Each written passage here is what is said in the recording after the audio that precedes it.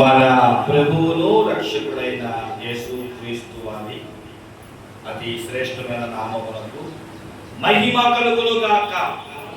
రెండు చేతుల పైకి స్తోత్రం చెప్పండి. మరొకసారి చెప్పండి, గట్టిగా చెప్పండి. సమస్త మహిమ ఘనత దేవునికి చెందుతాయి. దేవుని యొక్క వాక్యాన్ని కొద్ది నిమిషాలు ధ్యానం చేద్దాం. రాజుల 2వ గ్రంథము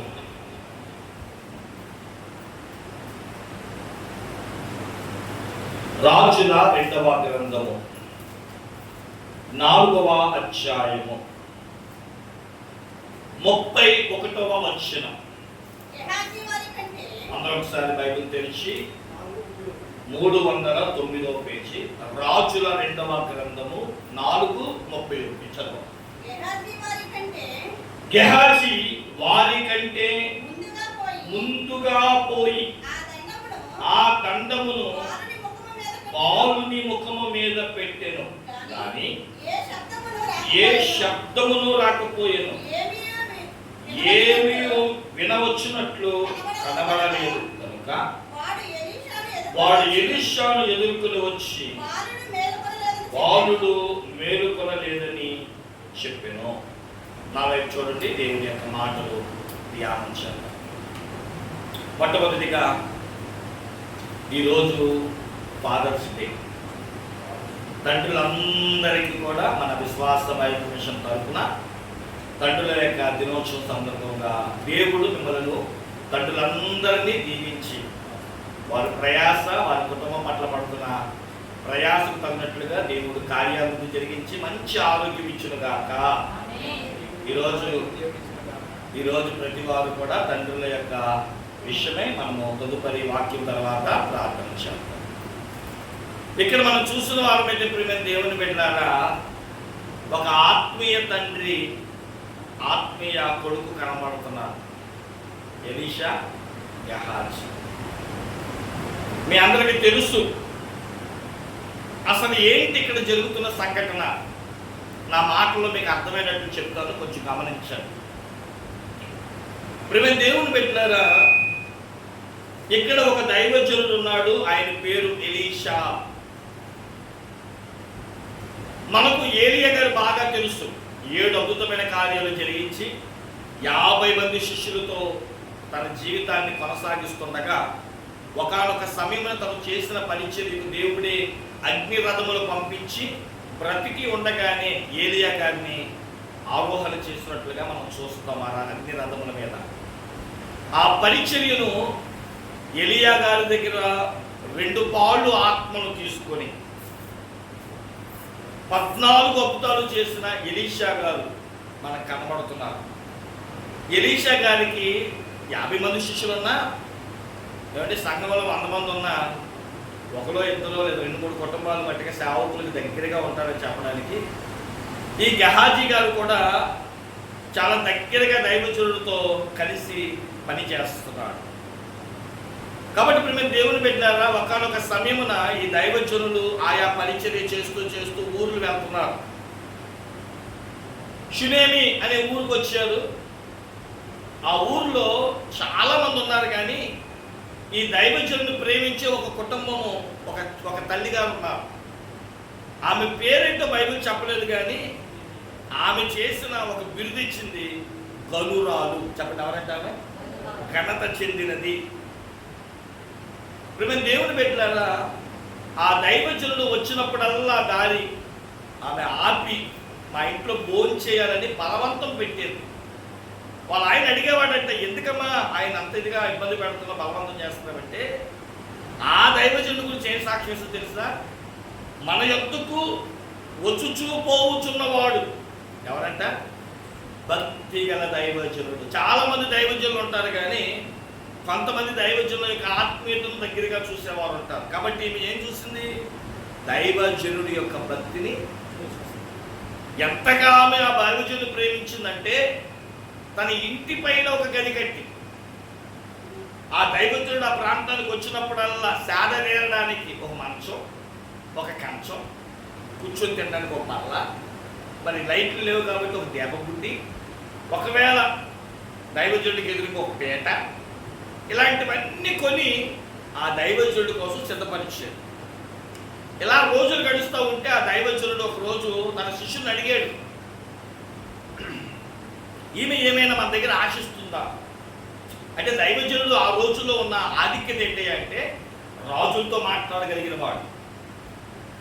ఈయన ఉద్దేశం ఏంటంటే రాజుగారితో మాట్లాడి వాళ్ళ ఆయనకి కానీ ఏమైనా పని చేయాలా, ఏమైనా ఉద్యోగం ఇప్పించడం ఆయనకి అంటుందా, లేదా ఏమైనా ఇల్లు స్థలాలు పొలాలు ఏమైనా ఇప్పించాలా, ఇంకా కుదిరితే డబ్బు కట్టడం ఏమైనా కావాలా. ఈమె ఎందుకు ఏమి ఆశించి మనకి ఇవన్నీ చేస్తాం వెళ్ళి అడిగాడంట. ఆ గెహాజీ గారు వెళ్ళి, అమ్మా ఏం ఆశించి దైవజనుడు చేస్తున్నావంటే ఆవిడ చక్కగా చెప్పింది ఒక తెలివైన మాట, నేను నా బంధువుల దగ్గర ఉన్నాను, నాకు లోటు లేదు. ఏమంది? నేను నా బంధువుల దగ్గర ఉన్నాను కాబట్టి నాకు ఏ లోటు లేదు. ఆ లోటేంటో ఆ గెహాజీ గారిని తెలుసుకొని వచ్చి, అయ్యా నేను గత కొన్ని రోజులుగా చూస్తున్నాను, ఈమె ఇలా ఆయన తప్ప ఇంకెవరు కనబట్టలేదు, ఈమెకు పిల్లలు లేదేమో అని ఆరా తీయగా ఎవరో చెప్పారంట, నిజమే ఆవిడకి పిల్లలు లేదు. అయ్యా మనమే ఇద్దాం, ఆవిడ అడక్కముందే ఏదైనా ఇద్దాం అని ఆలోచన చేసి వచ్చే సంవత్సరానికల్లా నీ చేతిలో ఒక మగబిడ్డ ఉంటాడు. దైవజనుడి నోట ఏ మాటల్లో వచ్చిందో సంవత్సరం తిరిగే లోపు కల్లా చెప్పండి ఆమె గర్భవతి అవ్వడం, పిల్లలు ఒక చక్కని మగబిడ్డను కని పెంచి. ప్రేమ దేవుని పిల్లలారా, రోజులు గడుస్తున్నాయి, ఆ పిల్లవాడు ఎదుగుతూ వస్తున్నాడు. అయితే ఒక రోజంట ఆ పిల్లవాడికి విపరీతమైన తలపోటు వచ్చిందంట. వాళ్ళ నాన్నగారు పొలంలో ఏదో పని చేస్తూ ఉంటే అక్కడికి వెళ్ళి వాళ్ళ నాన్నగారికి చెప్పాడంట, నాకు తలపోయినే అనేవాడు. వాళ్ళ నాన్నగారు వాళ్ళ అమ్మ దగ్గరికి తీసుకెళ్ళి, చూడు వీడికి ఏదో తలపోటు వస్తుందంట, కొంచెం చూడు అని అంటే ఆ పిల్లవాడంట తల్లి ఒడిలో ఉండగానే చనిపోయాడు. ఏం చేయాలో తెలియని తల్లి తన భర్తకు కూడా ఏ విషయం చెప్పకుండా ఆల్రెడీ దైవజనుడి కోసం ఒక రూమ్ సిద్ధపరిచింది కదా, ఈ బిడ్డను తీసుకెళ్లి ఆ గదిలో పరుండు పెట్టి దైవజనుడు కర్మేలు పర్వతం మీద ఉంటాడు అని తెలుసుకుని ఆయనను ఎదుర్కోవాలి అని ఎదురు వెళ్ళింది. గాడిదలు తయారు చేయమని, గాడిదలు సిద్ధపరచమని, దాని కళ్ళని గంట కట్టమని చెప్పి ఆ రోజులో రవాణా సౌకర్యం అదే కనుక ఆ గాడిద మీద ఎక్కి కర్మేలు పర్వతం దగ్గరికి వెళ్ళింది. సమస్తం ఎరిగిన దైవజనుడు ఆమె ఏ అవసరంతో వస్తుందో కనుక్కోమని చెప్పి గెహాజీని పంపిస్తే నాకు ఏ ఇబ్బంది లేదని చెప్పింది. నా బిడ్డ గురించి చెప్పలా, నాకు ఏ ఇబ్బంది లేదని చెప్పింది. గెహాజీ నుంచి దైవజనుడి దగ్గరికి వెళ్ళి ఆయన పాదాలు పట్టుకొని కొన్ని భయంకరమైన ప్రశ్నలు అడిగింది.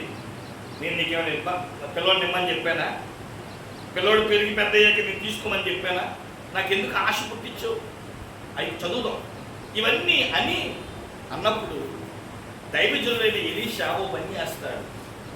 తన శిష్యుడైన గెహాజీకి ఒక దండాన్ని ఇచ్చి, ఎవరో నీకు ఎదురొచ్చినా ఎవరికి నీ వందనములు చేయొద్దు, ఎవరితోనూ మాట్లాడొద్దు అని చెప్పి ఈ దండము తీసుకువెళ్ళి బాలుడి యొక్క నుదుటి మీద పెట్టమన్నప్పుడు వెళ్ళిన గెహాజీ నుదుటి మీద, మనం చదువుకున్న మాటలు, గెహాజీ వెళ్ళి నుదుటి మీద, ఆ తల మీద లేదా నుదుటి మీద ఆ యొక్క దండములు పెట్టగా ఏ చలనము లేదంట.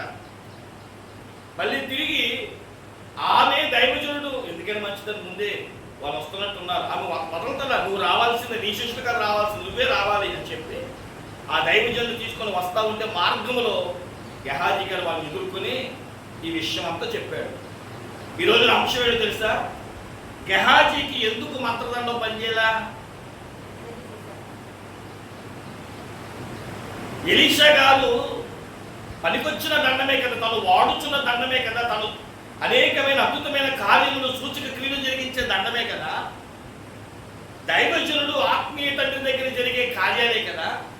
మరి నేను కాలమందు గెహాజీ అనే పిల్లవాడికి ఎందుకు జరగరా? ఈరోజు దండము ఎందుకు పని చేయట్లేదు అన్న విషయం మీద కొద్ది నిమిషాలు మనం మాట్లాడుకోవాలి.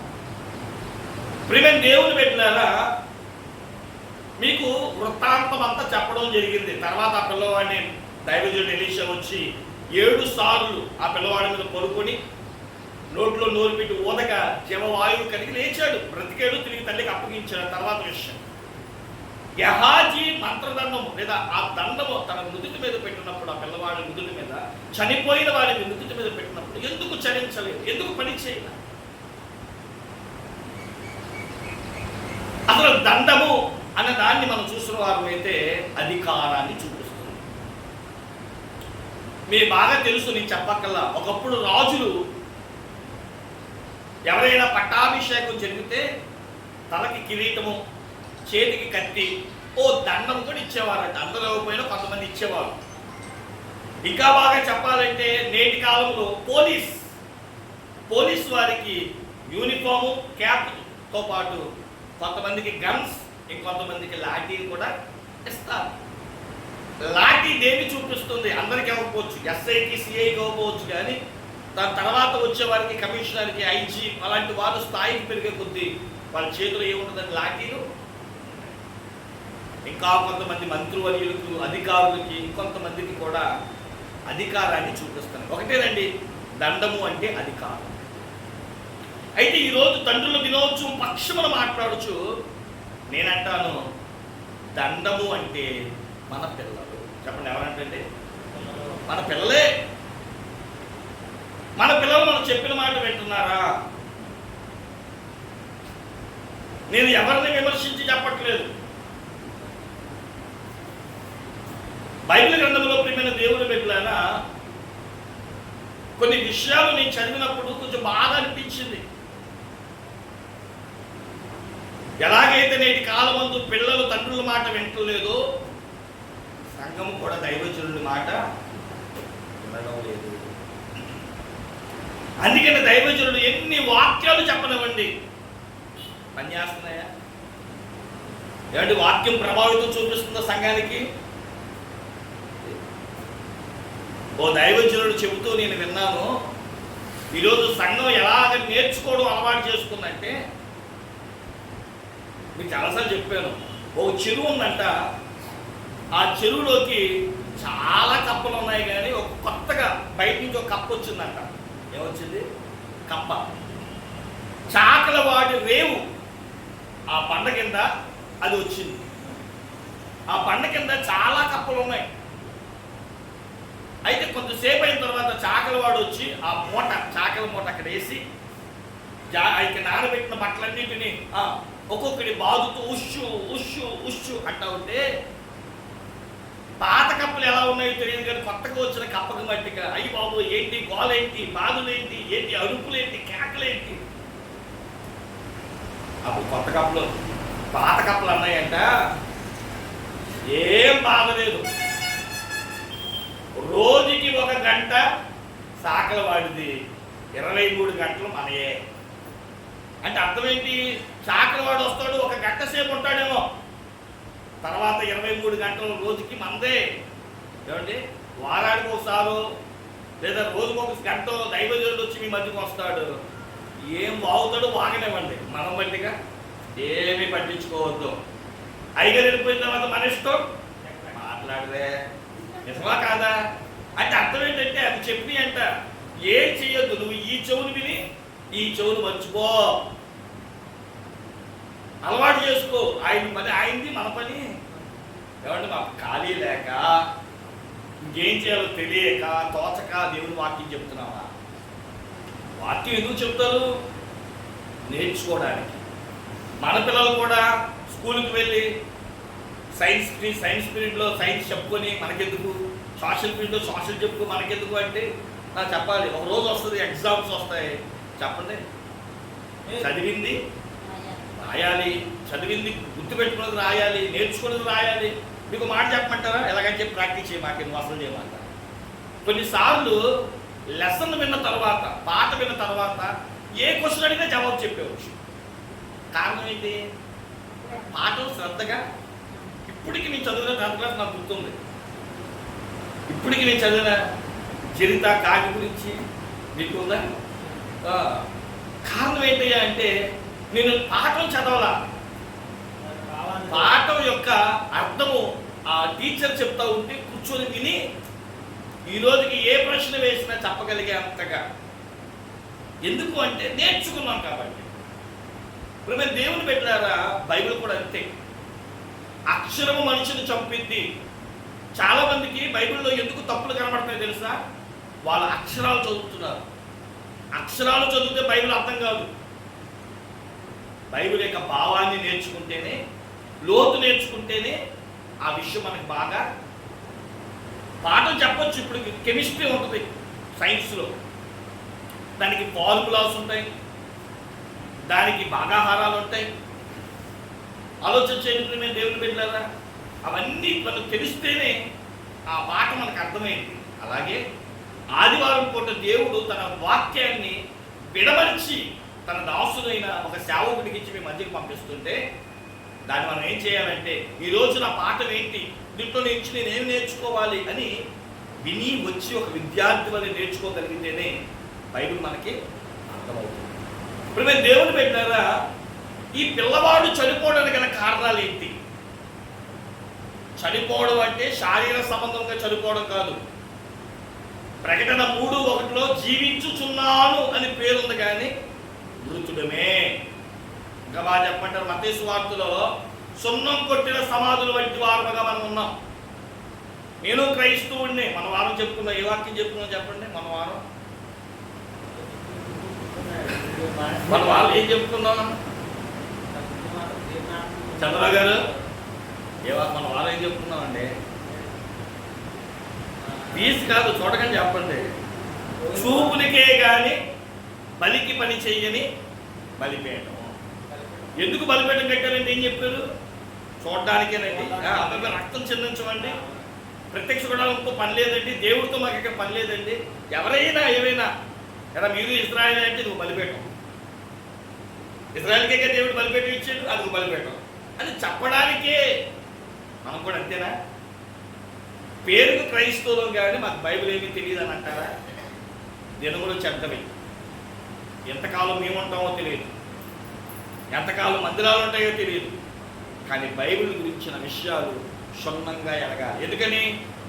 దేవుడు చెప్పిన మొదటి జాగ్రత్త ఏంటో తెలుసా? అంత్య దినములలో వాక్యాన్ని కలిపి చెరిపెడి. ఏంటంటే అసలు మీరు ఆ వాక్యాలు పెట్టి అనవడం తెలుసా? అయ్యి బాబు, అసలు అయ్యగారు కూడా పనిచేయదు. అసలు మా అయ్యగారు చెప్పిన తప్పు ఇదే రైట్ అన్నట్టుగా రేపు రానున్న వారు మీకు చెప్తారు. అప్పుడు మీకేమనిపిస్తుంది అంటే ఉన్నదంతా పక్కన పెట్టేస్తారు, కొత్త బోధ నేర్చుకోవడానికి ఇష్టపడతారు. గమనించండి, మేము దేవుని పెట్టాలి. అయితే వాక్యాన్ని తెలుసుకుంటే చెప్పండి, ఏది రైటో ఏది తప్పో మనం లోతుగా అడిగి తెలుసుకొని గ్రహించవచ్చు. ఈ పిల్లోడు ఎందుకు చనిపోయాడో ఒక 2-3 మాటలు చెప్పి, గెహాజీ ఎందుకు దండం పెట్టినా పనిచేయలేదో ఒక 2-3 మాటలు చెప్పి త్వరగా ముగించుకుందాం. ఒకసారి 4వ అధ్యాయంలోని 17వ వచనం కానించి మొదలు పెడదాం. పిమ్మట ఆ స్త్రీ గర్భవతి అయి మరుసటి ఏట ఎలీషా తనతో చెప్పిన కాలమున కుమారుని కనెను. ఆ బిడ్డ ఎదిగిన తరువాత ఒకసారి ఆగండి. ఆ బిడ్డ ఎక్కడ ఎదిగాడు? ఎక్కడ ఎదిగాడు?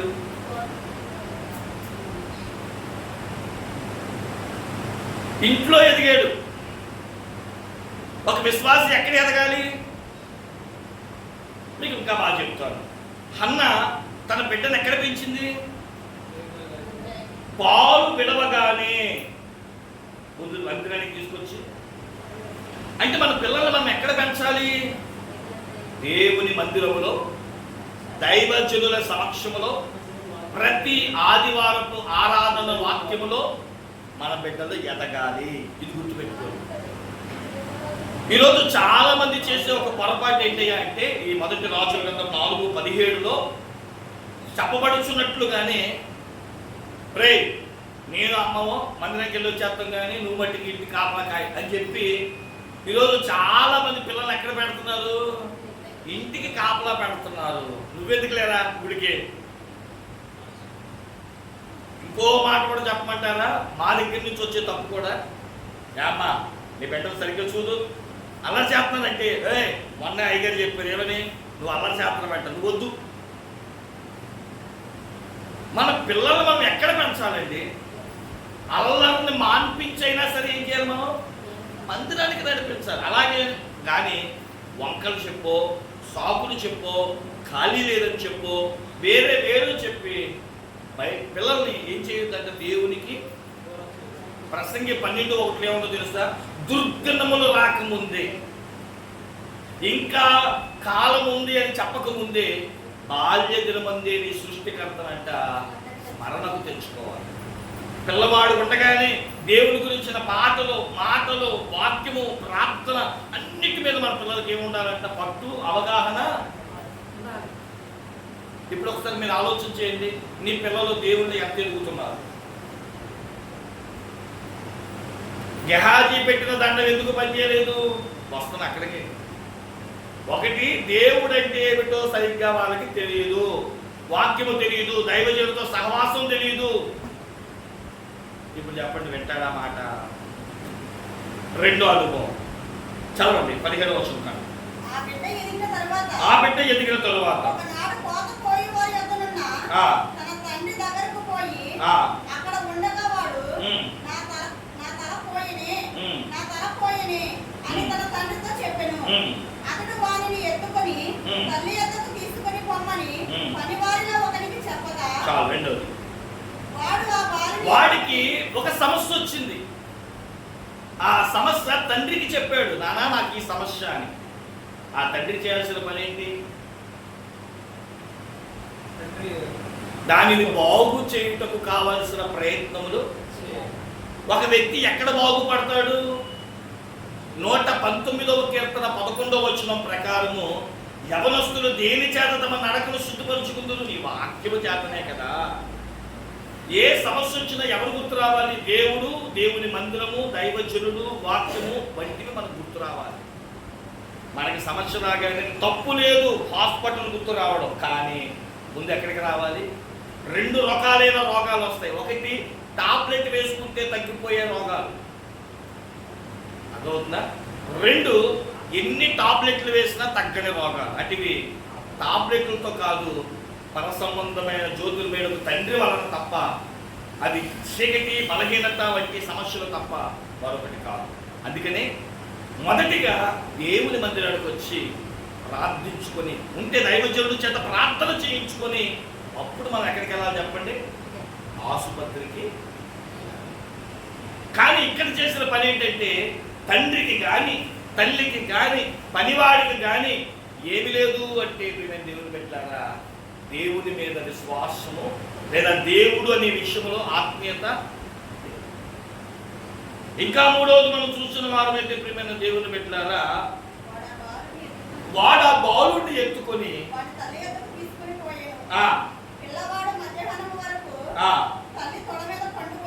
ఎక్కడ వరకంటే ఎప్పుడు వచ్చిందంట రోగం? ఎప్పుడు దాకా? వాడు తల్లి ఒడిలోనే ఉన్నాడు కానీ దేవుడి ఒడిలోకి ఏ రోజు రా. ఏంటంట? తల్లి ఒడే కానీ దేవుడి ఒడి అంటే ఏంటో ఇలాగ మనం చెప్పుకుంటే ప్రేమ దేవుని పెట్టారా, ఇక్కడ ఒక అన్యుడు వలె ఈ కుమారుడి ఆయన ఏంటంటే మరణించడం. ఇప్పుడు దైవజనుడి దగ్గరికి వచ్చారు. దైవజనుడు ఎలీషా గారు, ఈ దైవజనుడు తన శిష్యుడైన గెహాజీని పంపించాడు.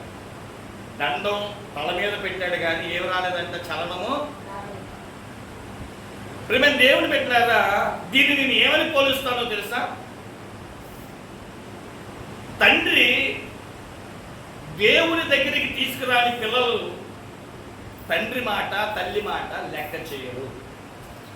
ఏ చలనము లేదు అంటే, నువ్వు ఎన్ని చెప్పినా మన బిడ్డలు ఎందుకు చలించట్లేదు అంటే, గెహాజీలో లోపం ఉన్నట్లుగా మనలో కూడా కొన్ని లోపాలు ఉన్నాయి. బైబిల్ గ్రంథంలో ప్రేమ దేవుని పెట్టారా, ముగింపులోకి వెళ్తున్నాను. 7 రకాలైన దండాలు ఉన్నాయి. ప్రతి విశ్వాసి దగ్గర ఉండాల్సిన దండాలు ఇవి. త్వరగా నేను చెప్తాను. మొట్టమొదటి మనం చూసిన వారమైతే ఆదికాండము 49వ అధ్యాయం 10వ వచనం. లేదా నా వైపు చూడండి, నా మాట రూపంలో చెప్పేస్తాను. యోధా దండము మొదటిది. చెప్పండి, ఏ దండం అంట? యోధా అనే మాటకు స్తుతి. ప్రతి విశ్వాస దగ్గర దండం ఉంటుంది. ఆ రోజు గెహాజీ దగ్గర దండం ఉన్నట్లుగా మన దగ్గర యోధా దండం ఉంది. దండము అనగా స్తుతి చెల్లించుట. ప్రతి విశ్వాసి తన నోటంట ఒక అధికారం ఉంది. ఏంటి అధికారం అంటే దేవునికి కృతజ్ఞతాస్తుతులు చెల్లించాలి. అందుకే దైవజనులు కూడా స్తుతులు ఘనసాంస్తుతులు అనే పాట, ఇంచుమించు స్తుతుల గురించిన పాట అనేకులు రాసుకుంటూ వచ్చారు. నేను అంటాను, ఖాళీగా ఉన్న సమయంలో కానీ బిడ్డల మధ్య ఉన్నప్పుడు కానీ ఏ రోజైనా నీ నోట స్తుతులు పలికావా? ఇది మొదటి దండం. మనకిచ్చిన దేవుడు అధికారం ఏం చేస్తా? నోటంత దేవుడి స్తుతులు రావాలి. రెండవది దాన్ని యోధా దండం అంటారు. స్తుతుల దండము దేవుడు మనకి ఇచ్చాడు. వాడేవా ఎప్పుడైనా? పనిచేసిందా? రెండవ సంఖ్యాకాండము 24:17 యాకోబు దండము. దేవుడు యాకోబులో నుంచి ఆయన పుట్టబోతున్నాడని చెబుతూ యాకోబు యొక్క దండాల గురించి మాట్లాడారు. యాకోబు దండం దేన్ని చూపిస్తుందంటే ఒక రాత్రి దేవుడి సన్నిధిలో కూర్చొని ప్రార్థన చేసి ఆశీర్వాదాన్ని చూపిస్తుంది. మనము ఆశీర్వదించబడే వారముగా మనం ఉండాలి. కాబట్టి ఇప్పుడు మేము దేవుని పెట్టారా? రెండవ దండము ఆశీర్వాద దండము. ఎప్పుడు ఆశీర్వదించబడతాం? యాకోబు వలె. ఏమిటి? 21 సంవత్సరాలు మామగారి దగ్గర కష్టపడ్డాడు కానీ లాభం లేదు. ఒక్క రాత్రి దేవుడి దగ్గర కూర్చుంటే ఏమొచ్చింది చెప్పండి? ఆశీర్వాదం వచ్చింది. కాబట్టి యాకోబు దండము ఆశీర్వాద దండము. దానినే ప్రార్థనా దండము అని కూడా పిలుస్తారు. మూడవది న్యాయాధిపతుల గ్రంథము 5:14 జబులోను దండము. జబులోను వారు ఓడల రేవుగా చేసుకున్నవారు. ఓడ రక్షణకు సూచన. మనం రక్షణ పొందాలి. చెప్పండి, ఏం పొందాలంట? జబులోను దండం ఏం చూపిస్తుందంటే రక్షణ చూపిస్తుంది. నాలుగోది మనం చూసిన వారు అయితే 2 సమూయేలు గ్రంథము 7:13-14 సొలొమోను దండము. సొలొమోను దేనికి చూపిస్తున్నాడంటే జ్ఞానమునకు సూచన. ఐదవది మనం చూసిన వారు అయితే 23వ కీర్తన నీ దొడ్డి కరయు నీ దండము అనగా దావీదు దండము. దావీదు దేనికి సూచన అంటే ఆదరణకు సూచన. ఆరోది మనం చూసిన వారు అయితే ఎస్తేరు దండము. ఎస్తేరు గ్రంథము 4:10 దయను చూపిస్తుంది. మనము దయ కలిగిన వారమనే. ఇక 7వ దండము ఎలీషా దగ్గర ఉన్న దండము. ఈ దండము దేనికోసం పంపాడు? మనిషిని బ్రతికించడానికి. ఇది జీవాత్మ కలిగిన, జీవము కలిగిన 7 దండాలు. ఈ 7 దండాలు దేవుడు మనకి ఇచ్చాడు. గెహాజీ ఇప్పుడు జీవము కలిగం చేసే ఆ దండాన్ని పట్టుకుని వెళ్ళాడు కానీ తనలో లోపాలు వల్ల. చెప్పండి, దేని వల్ల?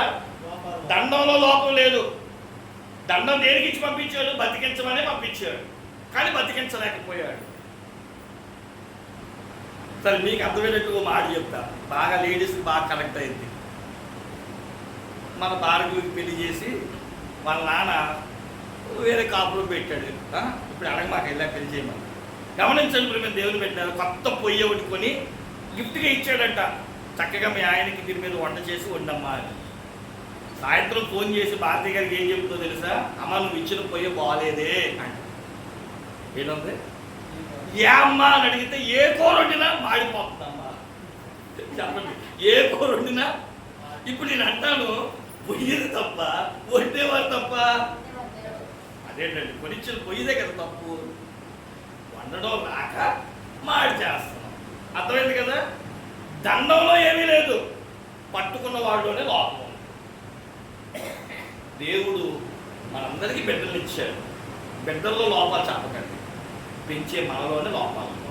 అది నేను చెప్పాలనుకున్న మాట ఈరోజు. దండము పట్టుకుని గెహాజీ పట్టుకుని వెళ్ళాడు కానీ ఆ పిల్లవాడు తల మీద పెట్టాడు కానీ దండము పనిచేయలేదు అనమాకండి.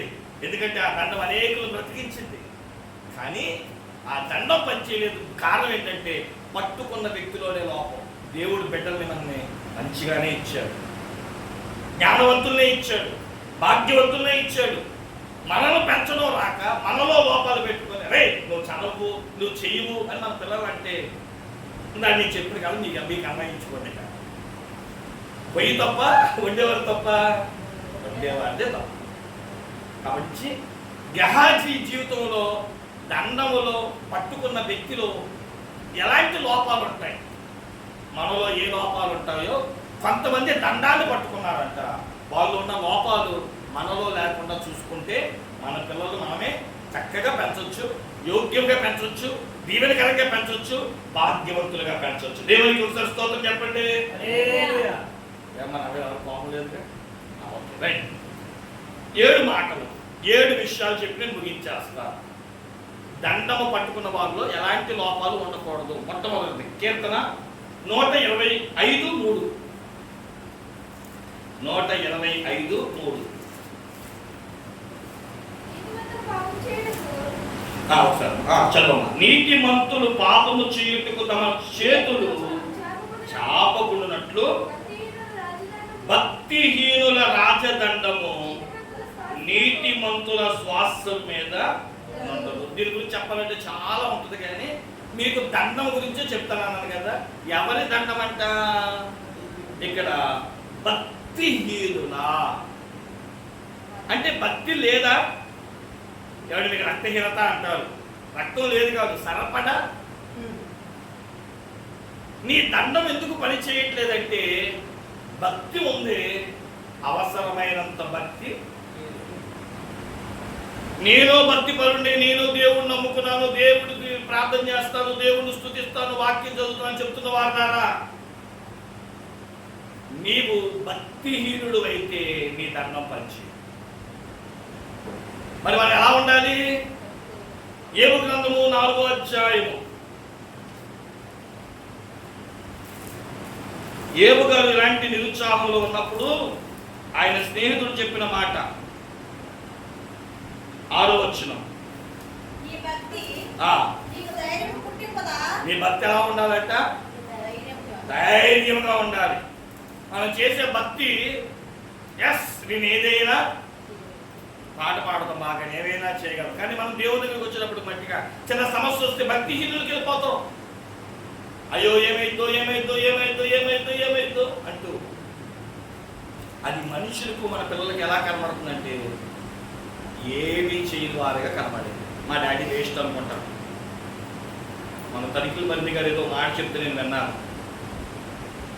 పిల్లలకంట అంటే ప్రతి కొడుకుకి తండ్రి హీరో నేను కాదన్న, కానీ నాన్న ఎందుకో వెనకపడ్డాడు. విన్నారు ఎప్పుడైనా మీరు? ఎప్పుడైనా నాన్న ఎందుకో వెనకపడ్డాడు. కారణం ఏం చేస్తుంది? నాన్న కనబడ్డ కదా, కొద్ది నెలల ఉద్యోగం బయటికి వెళ్ళి పనిచేసి ఇంట్లోకి అన్నీ తీసుకొస్తే వండిన అమ్మనే మనం గుర్తిస్తాం, కానీ నాన్న ఎందుకో మనకి.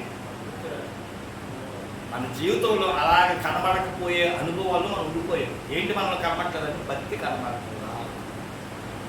నేను కృతజ్ఞతగా వెళ్ళిపోతున్నాను కాబట్టి మొట్టమొదటిగా మన జీవితంలో మన బిడ్డల పట్ల మనం ఆశీర్వాదకరంగా ఉండాలి అంటే మనలో భక్తి ఉండాలి. చెప్పండి, ఏముండాలి?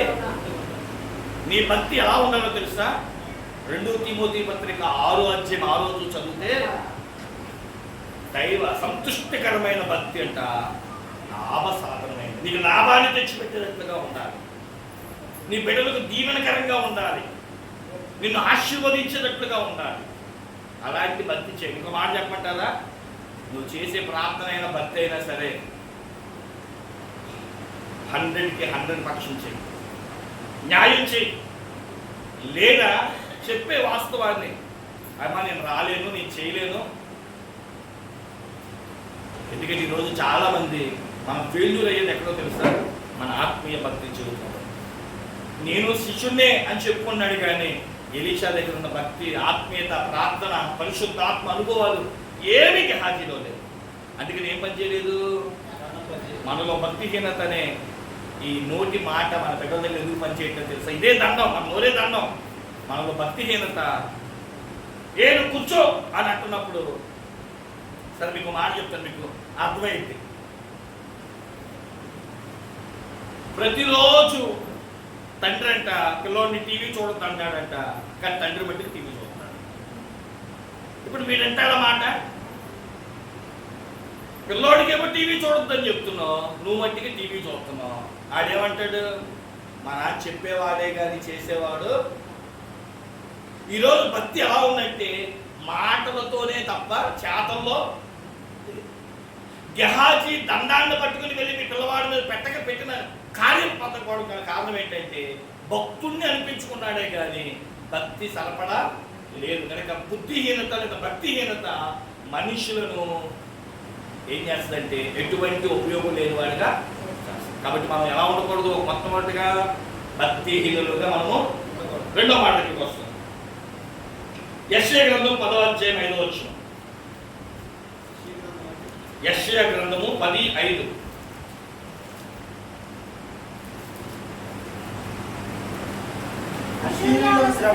అశ్షూరీయులకు శ్రమ, వారు నా కోపమునకు సాధనమైన దండము, నా దుడ్డుకర్ర, నా ఉగ్రత వారి చేతిలో దండము కర్ర.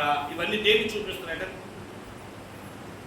గమనించండి ప్రియమైన దేవుని పెట్టారా, ఇక్కడ రెండవ గెహాజీ పట్టుకున్న దండములో ఉపయోగం లేనట్లుగా మనలో ఉండకూడని రెండోది ఏంటో తెలుసా?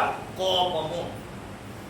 చిన్న కోపము పెద్ద పాపము అంటాకేమీ లేదు. పాపం అంటే ఇప్పుడు నేను ప్రశ్న అడుగుతాను. ఓ తండ్రి దగ్గరికి వచ్చి కొడుకు అడిగాడంట, నాన్న మందు తాగద్దు నాన్న. నాన్న అంటాడంట, నేను 90 వేసాను రా. ఎంత? నేను ఫుల్ తాగలా, క్వార్టర్ అంటారా?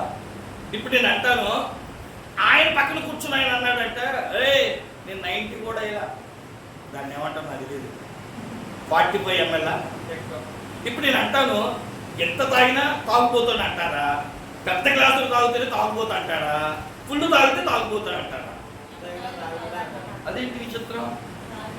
పాపము కూడా చిన్నదైనా పెద్దదైనా పాపము పాపమే. చిన్న పెద్ద పాపాలు ఉండవు, పాపమే అంటారు. మన జీవితంలో కూడా కోపము కూడా అంతే. వీళ్ళు ఎక్కువ కోపపడతారు. బైబిల్ ఏముంది? ఎఫెసీ పత్రిక 4:26లో కోపపడుడి కానీ పాపము. మన కోపం అంటే ఎప్పటికల్లా తీరిపోవాలి? సాయంకాలం అయ్యేటప్పటికల్లా కోపము లేని వారిగా మనం ఉండాలి. మొన్న ఒక ఆవిడ అంటుంది, అది వెనకాల ఉన్నవాడు పిలువంటే ఆవిడికి నాకు మాటలు. ఎప్పటి నుంచి?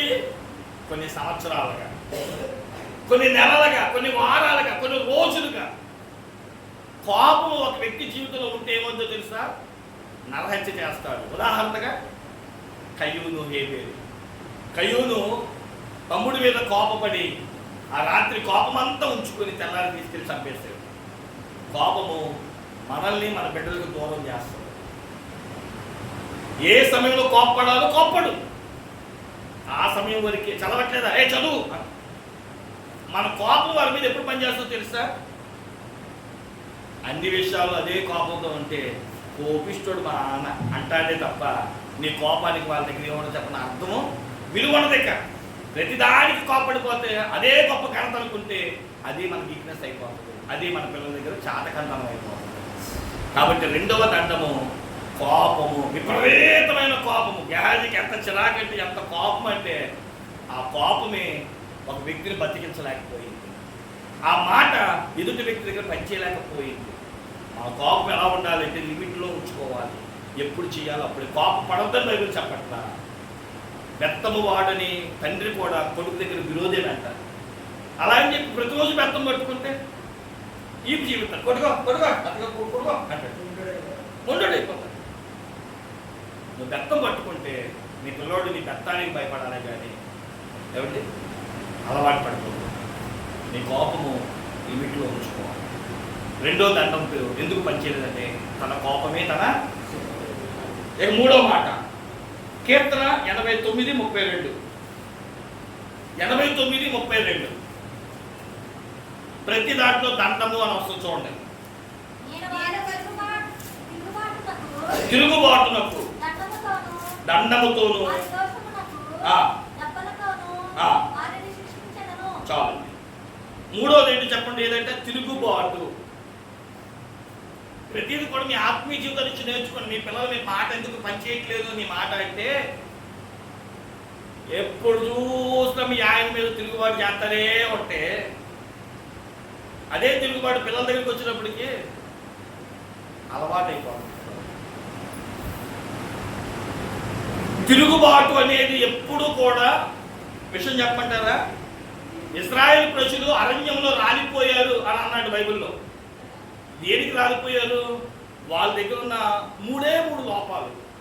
ఒకటి మనం చూస్తే సొనుగుట, గొనుగుట, తిరుగుబాటు చేయడం.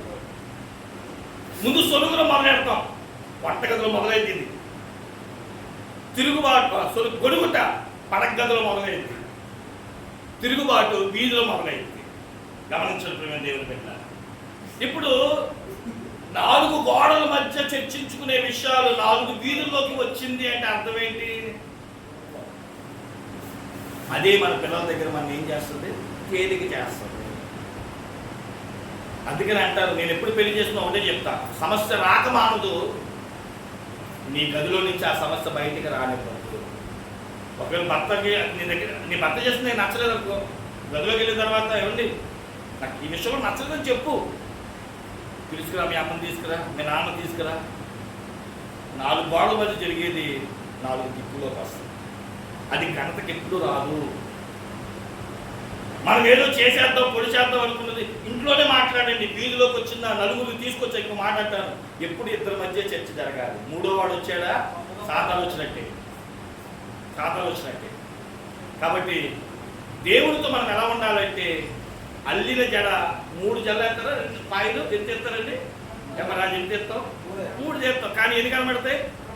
2 కనబడతాయి. కారణం ఏంటి?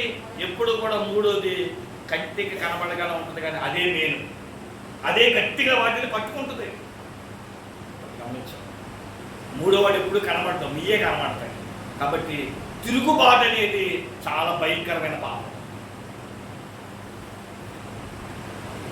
అర్ధాంతరములు అవి మన పిల్లల దగ్గర మన పిల్లల దగ్గర కలిగేటప్పటికి నేను చేయట్లేదా అండ మొదలెడతారు. అదే మనం చులకనైపోతాం, తేలికైపోతాం. గెహాజీ జీవితంలో తిరుగుబాటు అనే పాపము దండము. మొదటిది ఏముందంట? మర్చిపోయారు.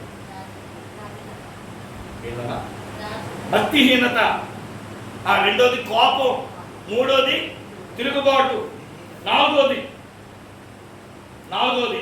సామెతలు 22:8. ఇంక నేను ఎక్కువ అనుభవాలు చెప్పను, కానీ మీకు చెప్పేస్తాను, మీరు అర్థం చేసేసుకోండి. మీకు సమయం చాలు.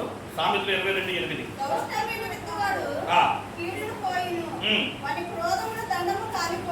ఏంటంటే 4వది క్రోధము. చెప్పాలి దాని గురించి. క్రోధం 4వది. 5వది సామెతలు 22:15. సామెతలు 22:15. ఉండును శిక్షాదండము, మూఢత్వము, శిక్ష. ఇవి దండం అన్నమాట. 6వది యెహెజ్కేలు గ్రంథము 19, 11, 12 వచనాలు. యెహెజ్కేలు గ్రంథము 19వ అధ్యాయము 11, 12 వచనాలు. చాలా సమయం అయిపోతుంది, అందుకే నేను క్లుప్తంగా వెళ్ళిపోతాను. కట్టె చువ్వలు దానికి కలిగి ఉండేది, అది మేఘమును అంటున్నంతగా తిరిగింది. విస్తారమైన దాని కొమ్మలు విస్తారముగా కనబడింది. అక్కడ 11, 12 వచనంలో రౌద్యము అనే మాట ఉంటుంది. చాలు. 6వది ఏంటంట? రౌద్యము. చిట్ట చివరి మాట యెహెజ్కేలు గ్రంథము 7:10. యెహెజ్కేలు గ్రంథము 7వ అధ్యాయము 10వ వచనం. ఈ మాట చెప్పి ముగించేసుకుందాం. 7వ అధ్యాయం 10వ వచనం. ఇదిగో ఆ దినము వచ్చి ఉన్నది, ఆ దండము ఏంటంటే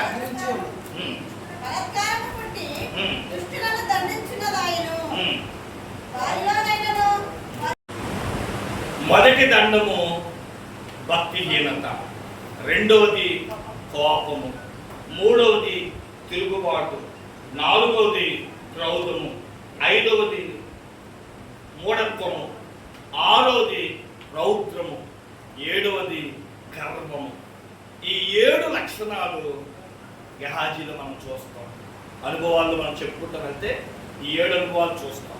అంటే దండములో పట్టుకున్న వ్యక్తిలో ఉన్న ఆ చెడు లక్షణాలు ఆ దండాన్ని ద్వారా ఒక వ్యక్తిని బ్రతికించలేకపోయింది. ఆ దండమే మన బిడ్డలు బ్రతికి తన జీవితకాలం అంతా ముందుకు పోవాలంటే దండం పట్టుకోవాల్సిన వ్యక్తికి ఉండవలసిన ఉండకూడని 7 లక్షణాలు మనలో ఉండకుండా ఇందాక చెప్పినట్లుగా మనం ఎల్లప్పుడూ స్తుతి చేయవారుగా, దేవునికి ఆశీర్వాదకరముగా మనం ఉంటూ ఆ దండము చేత మన బిడ్డలను ఏలేవారుగా, అనేకులను బ్రతికించేవారుగా, అనేకులకు ఆశీర్వాదకరముగా దేవాది దేవుడు మనలో ఉంచునుగాక. అందుకే యేసుక్రీస్తు ప్రభువు నీ కొరకు నా కొరకు కలవరసులో మరణించాడు కనుక ఆ ప్రభువును స్మరించుకోవచ్చు. ప్రతి వారు మోకరించి ప్రార్థన చేసుకుందాం. తల వంచండి, ప్రార్థన.